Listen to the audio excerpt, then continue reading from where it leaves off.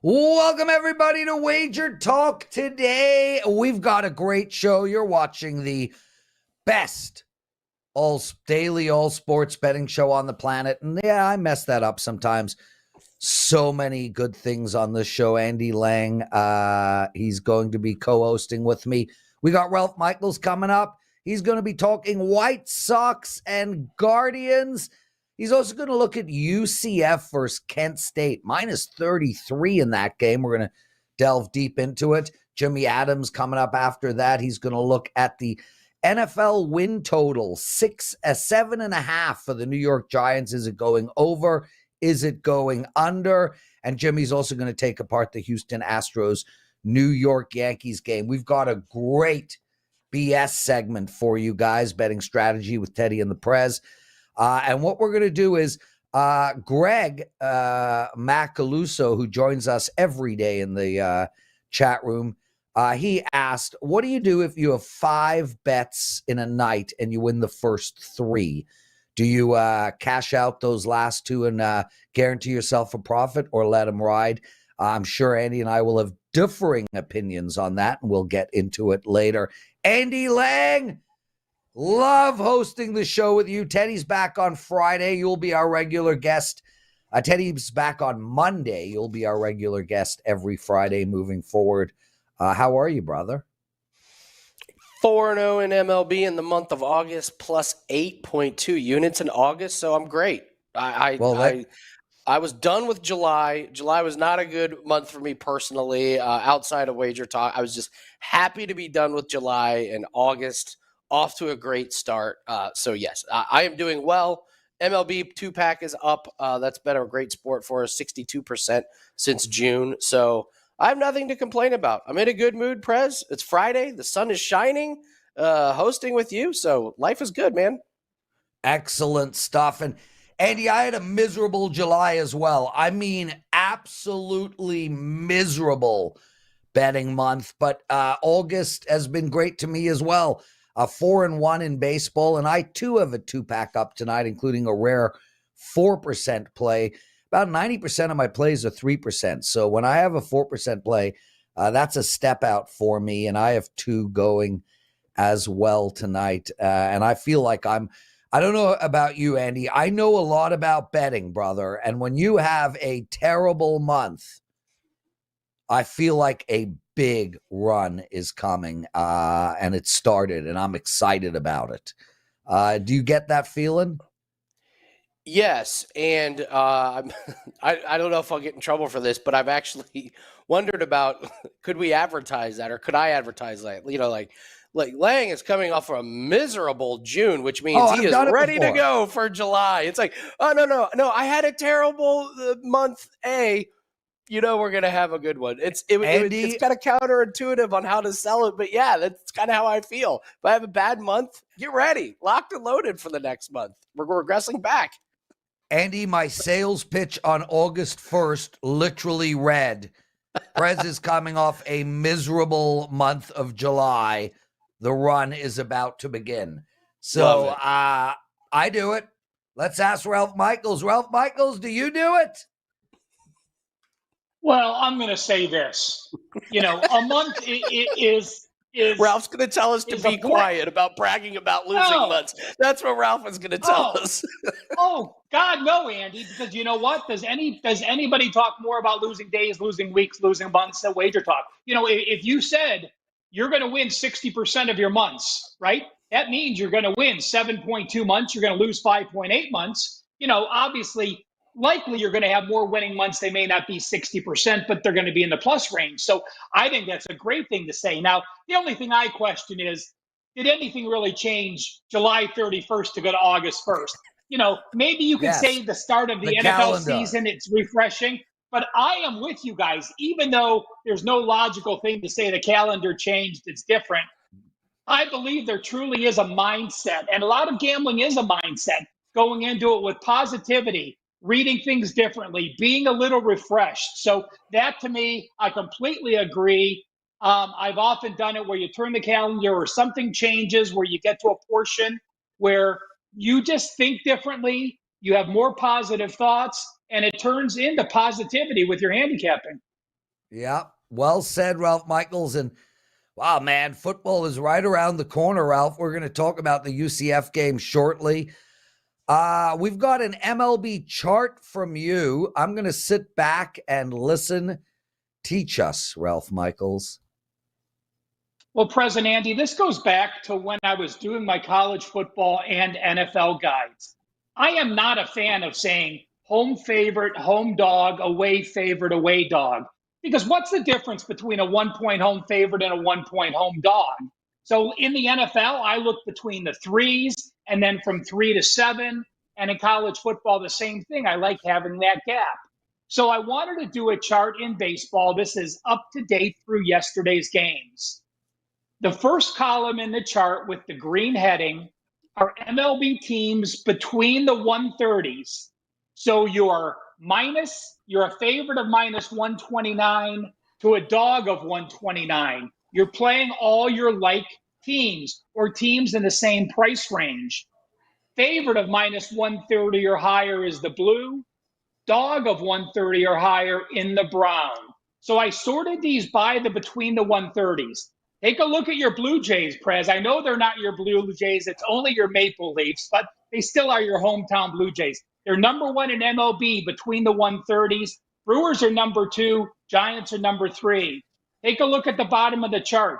The Yankees are dead last in profit. Who would have thought that? When they are lined between the 130s, the Yankees are last, followed by the Royals, the White Sox, and the Cubs.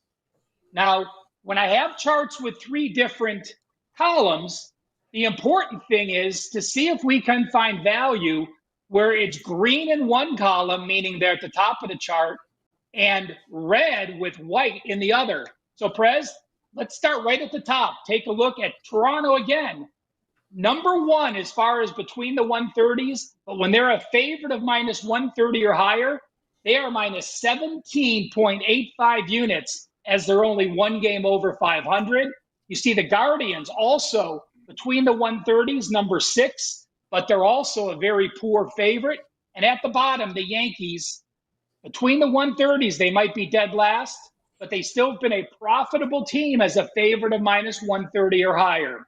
So as I do with all these charts, I'll post it on Twitter at CalSportsLV. I know there's way too much information to dive in for you on this segment, but to me, I find it very interesting breaking down teams and segments and not just looking as an away favorite or home dog or any of those 4 categories. So, Ralph, when you use these charts, can you help tell us how you use these charts in conjunction with, we just had the trade deadline. So teams are different, and the trade deadline was just a few days ago. So can you help us kind of figure out how you interpret your chart, but then also kind of interpret some of the more recent things that have happened that the chart may not reflect? Now, I will say this. Baseball, when we get to September and even into August, I throw out most season-to-date stats. But I still think it's important. If a team was winning before the All-Star break and they were buyers, I think they have the same mentality. So if those favorites were good favorites, I expect them to continue to be favorites. If the teams were poor and were sellers at the All-Star break and were a bad dog, I expect those situations to continue. So, I'm going to talk about the Guardians with everyone thought they'd be buyers being in the weakest division in baseball, and then they trade 2 of their best assets. So, it's crazy. So, Andy, it's a great question. There is no pattern that I can say, use this absolutely to make a play. But I look at teams, when I get a good favorite team against a good dog team, I am much more apt to lay a price. And likewise, if I have a bad favorite and a good dog team, I am much more apt to grab the plus money with that underdog. Ralph Michaels joining us, everyone. You can find him at WagerTalk.com. Ralph, speaking of the Guardians, they're playing tonight against the White Sox. Logan Allen on the mound. It's somewhere around minus 163, 170. He's pitching against Mike Clevenger, who's been lights out his last 5 starts. This is going to be an interesting game. I like the under in this game a lot, 8.5. Where are you going? Well, again, you guys know I'm from Cleveland, used to have Indian season tickets, yes, before they changed. And like I said, I was shocked. when they made several trades that they made, no one in Cleveland could understand. And in fact, the GM and the assistant GM who were in Cleveland flew down to Houston to try to talk to the team because the team was flabbergasted at the trades they made. Now, the White Sox have not played well. The Guardians have been hanging around trailing Minnesota in the division. Both teams went to Texas and got swept last year, last series. Cleveland lost to Texas and to Houston. Cleveland lost to Houston and the White Sox lost to Texas, both getting swept. Prior to that, they played a series in Chicago, a 4-game series. They split that 4-game series. Neither team playing well, but as in the chart I showed you, the Guardians a very poor favorite. In fact, as a favorite for -110 or less, they're only 20-20. That's with an average line of -171. We now have a disappointed team that thought they were going to be buyers. They ended up being sellers. But to me, the biggest point here is Clevenger. Now, Prez, you pointed out Clevenger has had 4 hot starts. Really just one, because he pitched in June, got injured, came back, and in his last start, he pitched against the Indians. He's pitched against the Indians twice, allowing only 2 runs. And for those that don't know, this is one of the strongest statements I've ever heard a player say. When he signed with the White Sox, he said, my number one goal is to shut up the Guardians because they traded me. He is still very bitter about getting traded several years ago when he got traded to San Diego. And he said, a big majority of the reason I signed with the White Sox was to be able to face the Guardians. Well, he's proved his first 2 starts, he's back in form. And I really like the way he's pitching. Logan Allen, in his last 2 starts, he's allowed 10 runs and 4 home runs. You could take Logan Allen's previous 10 starts. He did not allow 4 home runs collectively in those.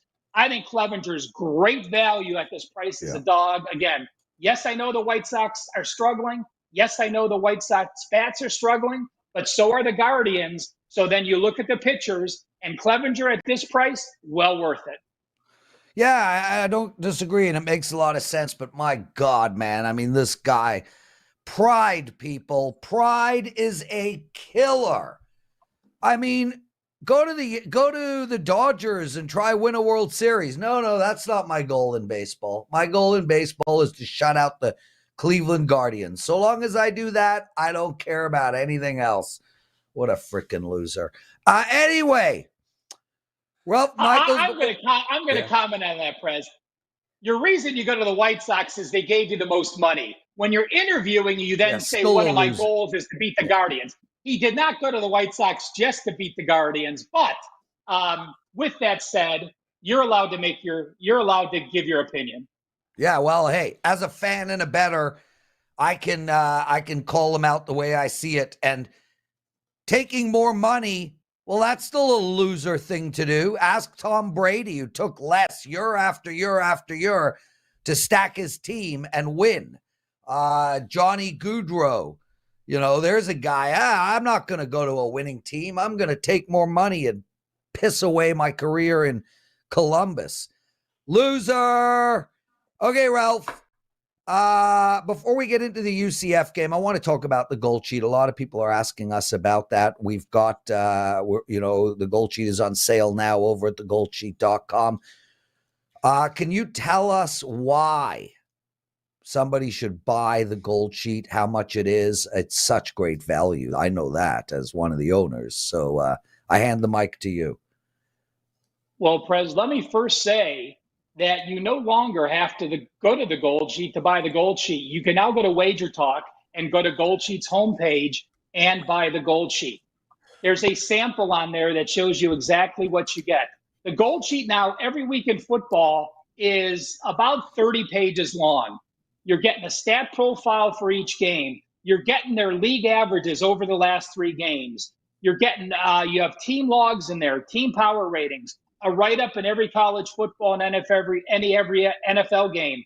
You have all the ATS records and charts. It's amazing, and we just keep adding to it. We just keep adding and adding more information. But there is a sample. If you go to the Gold Sheet page at WagerTalk, and on the top right, you're going to see a special to buy the Gold Sheet, and there will be a link to open up week 12 of last year to give you a full week of everything the Gold Sheet entails, and you will see it'll be worth it. The Gold Sheet sells for $20 per week at goldsheet.com, but we have a season discounted price right now, $189. Get you the Gold Sheet for the entire football season through the Super Bowl. So a price of a good steak dinner, and you've got yourself the Gold Sheets information from now till the end of the Super Bowl. Guys, 150 of you watching. I want all of you to log off right now and head over to WagerTalk and grab that steak dinner on us. I want to welcome everybody into the chat room. Box Cario, I haven't seen your name. He says, hey, Ralph, nice to see you.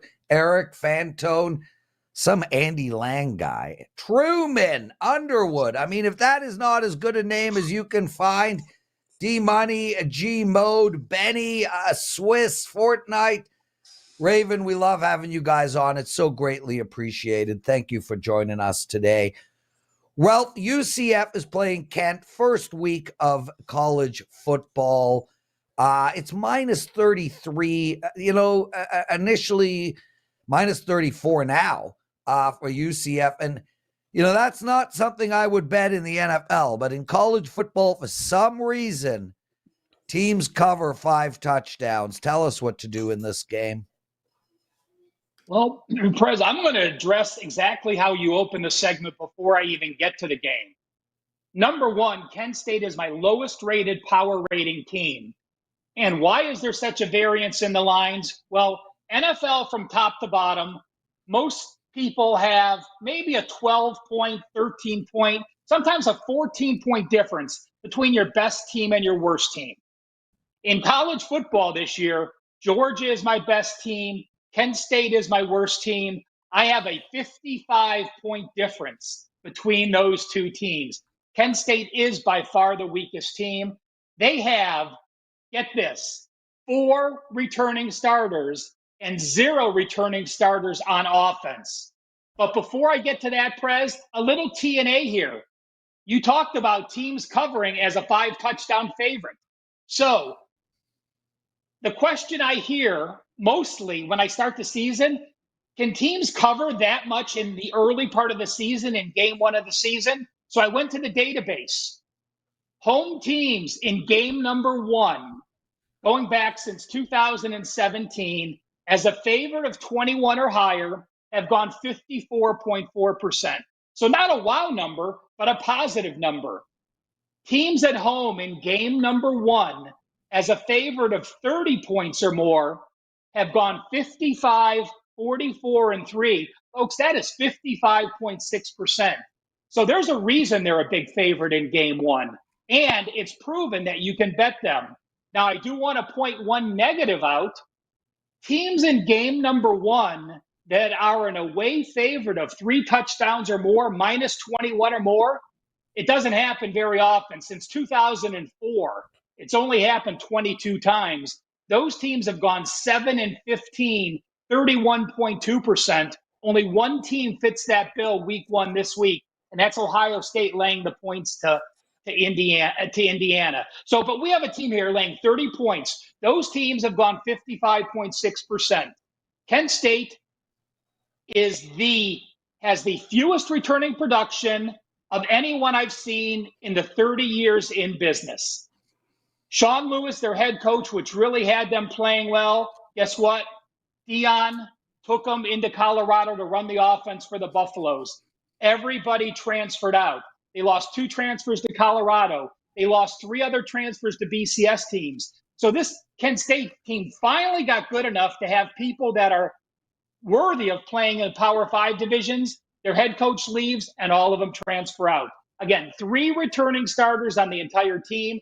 We have a UCF team that returns 7 on offense, 7 on defense, have 4 transfers in that were full-time starters at other schools.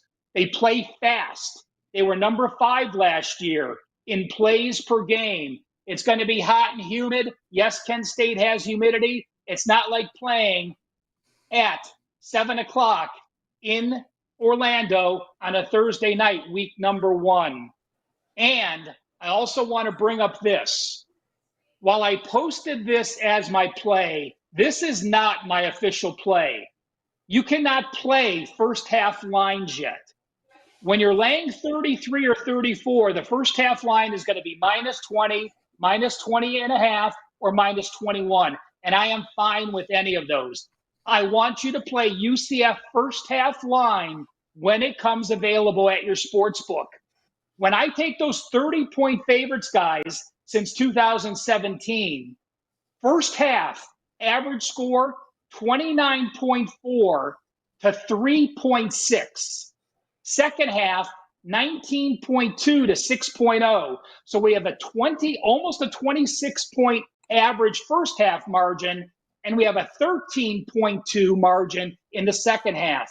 Plus, UCF has a road game at Boise. So if they're ahead by 40 points, which I expect them to be, you can see them resting some guys in the fourth quarter to prepare for the road game against the Broncos. So while it shows UCF minus 34, my official play, first half UCF minus 20 and a half or 21. Wait till it happens. You'll be glad you did. Well, that just makes so much sense. And, you know, I got a whole bunch of charts running around in my head. The first thing was, and I don't know the numbers, but I got to believe that it is a better bet to take a team to cover 3 touchdowns in the first half than a team to cover 5 touchdowns over the game. It makes sense to me. It's logical. I have no data to back that up, but it feels right. The other thing I wanted to ask you, Ralph, is Chris Lynch, one of our listeners, just wrote the word teaser with a question mark, and that got me thinking. I'd love to see a chart on what is the optimal, say, 6-point teaser. And what I mean by that is 34 takes you to 28, 12 takes you to 6, 18 takes you to 12. When is the best time to make a 6-point teaser? Is it when a team is favored in NFL by 11 and you can get it down to 5? Is it when a team is favored by 17 and you can get it down to 11? Is it the -6 going down to the money line? And same with college football. When is the best time to tease a team? I gotta believe at -34, that's not the best time to tease. No, Brett, obviously not. If you're in the NFL laying 6 and get it down to pick, you know, your sample size there, your variance in what you're laying is much different. Number one, I would never ever tease college football. The variance is too great. Even if you have a national championship, there's only one game I've ever teased, and it was Army and Navy with a total of 34, and I took the dog and the under. I got the +13, and I got under 40. That is the only time I've ever teased a college football game, and the only way I would suggest it. I am working on a teaser chart. You'd be surprised. You know, the Wong theory says to do this, this, and this when these numbers are here. Yes, the scope may work, but some of those numbers aren't as profitable as some of the other numbers you switch. Now, people might say you should never tease, 10 down to 4, but in some situations, that data has actually had a higher percent. I'm not saying to do it. All we could do is base it on the data, but I will have a chart for that before the NFL season. And while you guys are showing number 1 preseason, I will say this. I did have a 2% loss on the Jets yesterday.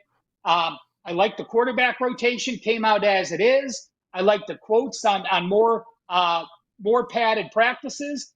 I like the way the Browns said who they weren't going to play. The one question I said was, if you have a mobile quarterback that you're unsure of in the second half of a game, like DTR, and that's exactly what happened. The Jets got hurt. They played very sloppy with more penalties, and DTR, scrambling like he did, led the Browns to the victory. So that 67.4% record is now down to 66.7%. But get my entire NFL preseason for just $99, all 3 weeks. And if you want to be part of a video chat breaking down preseason games exclusively for those customers, when you go to my page, there's a $148 option, meaning the live video chat each week is just an additional $49 more than the preseason package. What a deal, Ralph. And I absolutely love how Wager Talk is getting interactive, getting engaged with their clients, customers, viewers, listeners.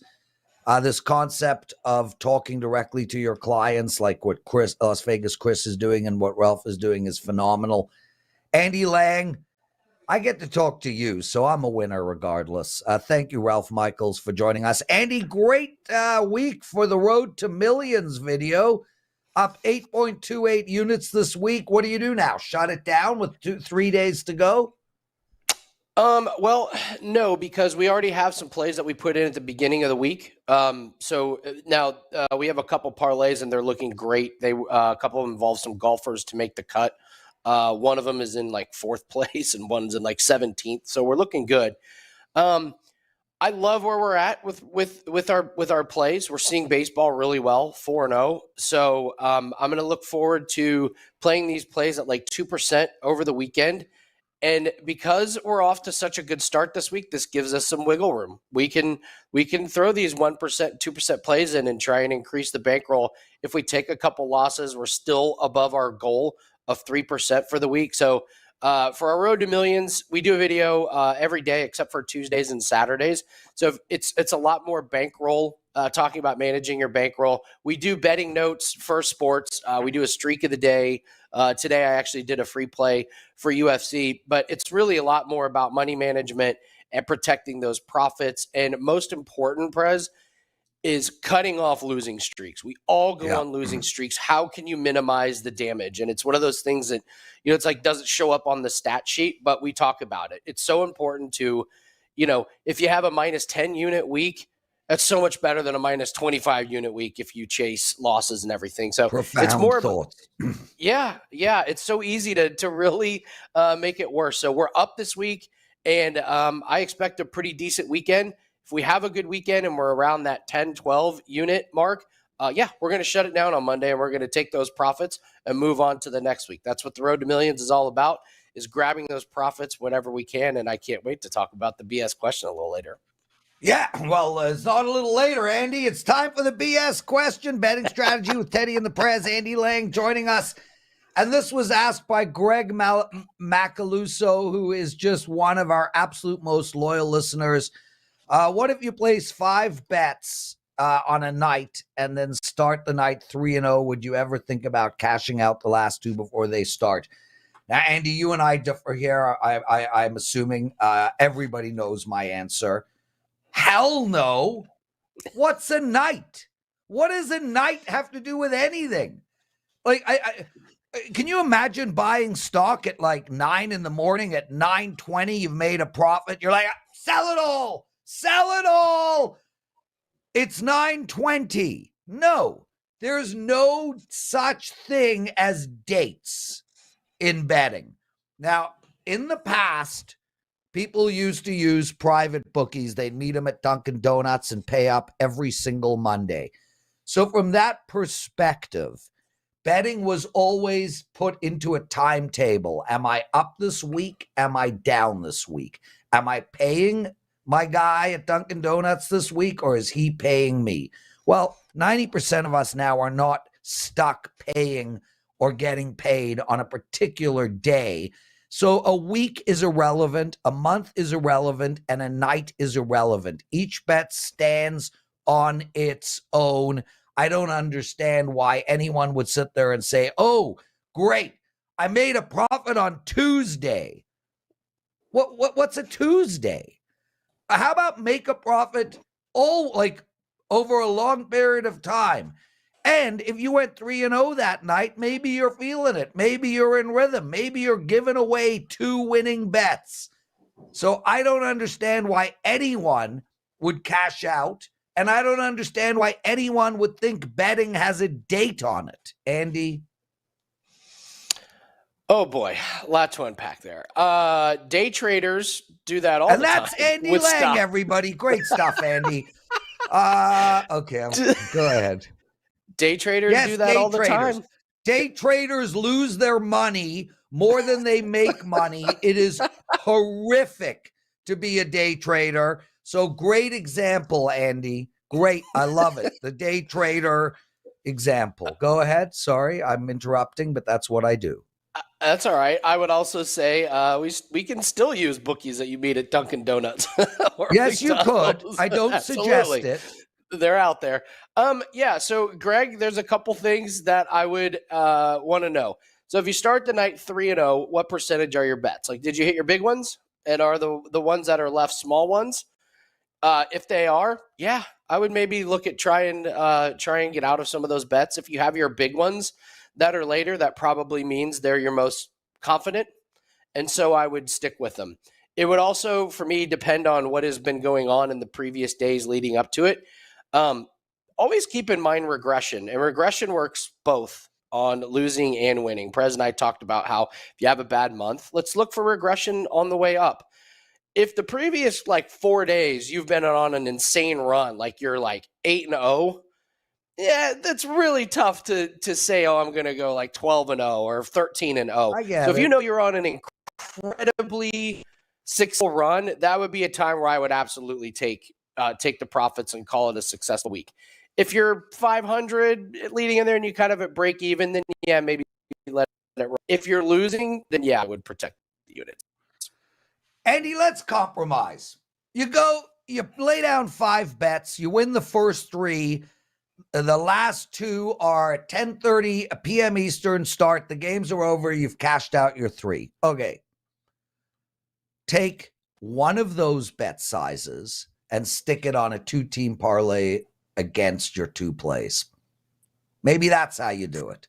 But what I am not doing is cashing those bets out. That is 100%. Andy, we got to keep the show moving. Couple of things. One of our listeners asked if I woke up and did a margarita today. No. I don't even drink alcohol ever. Oh, those sound good. Oh. No, they don't sound good. It's got the devil's juice use in a it. breakfast margarita. Oh. Okay, Andy, go get one, man. I don't drink alcohol. I hate alcohol. I don't judge people. Do whatever the hell you want. But I'm an edibles guy through and through. Alcohol to me is the worst. Someone else wanted to know what are my best golf clubs. None. But if I had to choose, it would be my 5 wood and my 7 iron and my pitching wedge. Jimmy Adams joining us. Jimmy, anything to add so far in the show right now? Any thoughts on cashing out after you're 3-0 on a particular night? Yes, I was going to kind of use the stock analogy as well, but I'll just skip over that and say, look, if you're going to take sports betting seriously, this is not a 1 week deal, a 1 month deal. It's about building long-term profit over a substantial amount of time, and one day does not make or break that. The legend Jimmy Vaccaro, I thought, put it best. Most professionals, they already have their bets in. So like on an NFL Sunday, the games you're going to bet, they're already bet. So if a professional has 3 games and goes 1-2 on Sunday, they take their money and they go home. A recreational bettor goes 1-2 and they're tempted to chase on the Sunday night game where you get in trouble. So pros are going to already have their bets in and they're already playing those games. I guarantee you, whether they're 3-0 or not. So there's a little tidbit from me. Jimmy Adams joining us. One of our listeners, a Boxcar Yo, wants to know how often I shave. What's a shave? Like with a razor, like a straight blade, so that I look like Jimmy Adams? Hell Jimmy? No. Jimmy Adams, what did I say? No, it was a great question because it's like, Jimmy, why don't we ask Jimmy that? Why are we asking Prez? I trim, Prez, you can clearly see but I'm shave. never clean shaven. I can't stand my face when I don't have stuff. Well, I can't stand my face anyway because it's the face of a 54-year-old. But I prefer it not clean. Jimmy, I don't care how often you shave. You probably can't even grow a beard anyway. Let's get into your games. New York Giants, 7.5 wins on the season. Turmoil over there with Barkley. It'd be interesting to see what their quarterback's going to do this year, regress or continue playing well. I do love their coach. They're in a division that there are games to win in. Where are you going, over or under? So the Giants are going under their season win total at 7.5 right now at DraftKings. This is a team that vastly overachieved a season ago. So in 2022, New York started off 6-1 with all of their wins being one score. And because they were so lucky, now it's not all luck, but this isn't exactly a championship team that knows how to win in crunch time. They got lucky going 6-1. And because they were so lucky early on, they were able to kind of coast into the playoffs, had a not so great second half. Brian Daboll wins Coach of the Year. It's all great. But make no mistake, the Giants were well below average on both sides of the ball. The offense was 18th in the league in points per game, and the defense was even worse, coming in at 22nd. They just don't have a lot of talent on offense, especially with the receiving core. That's an area I'm very concerned about. They did add Darren Waller at the tight end position. We'll see how that pans out. But just not a lot to like, other than arguing with Barkley in the offseason. They didn't make a lot of offseason moves, really. As a team that ranked 29th in weighted defensive DVOA, they had one of the worst rushing run-stopping units in the entire NFL. And to make matters worse, the Giants have the fourth toughest schedule this year in the league, according to the numbers I use. And I have them favored in about 6 games. Remember, this is a very top-heavy NFC East, at least in my opinion. The Eagles and Wiz with a wide gap, at least on paper. And remember, with all the luck that they sustained early on in the year, they only won 9 games. They didn't even get to double digits. So we can expect significant regression, I think, in 2023, under 7.5 for the Giants season win total. Andy Lang? Jimmy, I could not agree more. My biggest hit was fading them in the playoffs when they had to play the Philadelphia Eagles. That was like the easiest game ever. I would just add that Jones played 18 games and 6 games, 200 yarding. So I could not agree with Giants. It's our fade. I know you got baseball play talking the Astros and the Yankees, I believe. What do you got for us? Yeah, so I'm going to look at the Astros' first 5. It was setting up for a good day yesterday, and then the Astros did not come through. There's a lot of reasons for that. The Yankees didn't necessarily play very well. They took a lot of walks and had some timely hitting with 2 outs, something we all know is not sustainable. But nonetheless, Houston playing some good baseball right now, 10-5 in their last 15. Offense is really coming together, particularly Chas McCormick. He batted .351 in the month of July. They have Yordan Alvarez back and producing at a high rate. It seems like the time off didn't really impact him at all. And look, Houston's they're a better team. They're putting a better product out on the field right now. So Hunter Brown's going to get the start today. He enters with a 3.71 FIP and a WAR at 2.2. FIP lower than his ERA, so he's due for even more positive regression. And he's already in pretty good form. He's allowed 4 runs over his 12 innings pitched. High velo, strong K rate. Does give up some hard contact, which is, if you're looking at negative things for Brown, he gives up hard contact, but not something I'm necessarily worried about with the Yankees. They just don't have a very good offense. New York had to add at least 1 bat to this lineup at the deadline. Do it probably because the front office that they don't have a realistic shot of making the playoffs. But an offense that just really struggles overall. Like I said, they just walk them. Just don't walk them. Make them hit. They scored those 4 runs on really 3 hits. They had 5 runs in the game. But anyway, Luis Castillo is a complete mess. He was rocked again in his last start. 9 earned in 3 1/3 to Baltimore. Now he has a FIP of 6.27, and it's not just that. Nearly all of his analytics are terrible. He's got good velocity and a pretty thin rate, but other than that, when you pull up the numbers on him, they are all at the bottom of the league. The one thing I will say that's positive for New York is they have a strong bullpen. So I'm going to take that out of the equation. We're going to go Astros first 5. I got it at 130 at DK, and that's the way I'll be playing this one. Wonderful stuff, Jimmy Adams, everyone. A number one expert at WagerTalk in NFL last year by far. Made 55.6 units for his clients. That's bottom line that. If you bet $100 a unit on every play Jimmy released last year, you made $5,500. So congratulations to you, Jimmy, and all your clients. In 30 seconds, do you have anything to promote? Yeah, I'm real quick with this stuff. We have a 4% best bet in MLB. Prez did a good job of touting me already. I got a free play up every day. It was a fantastic NFL season. We're going to have another one. So good luck, everyone. Thanks for having me. Awesome stuff. So Dan said there's no way we're ending at 12:40 Eastern. And you know what, Andy? It's 12:40 Eastern. But I got a joke I got to tell you. So we're not going to make 12:40.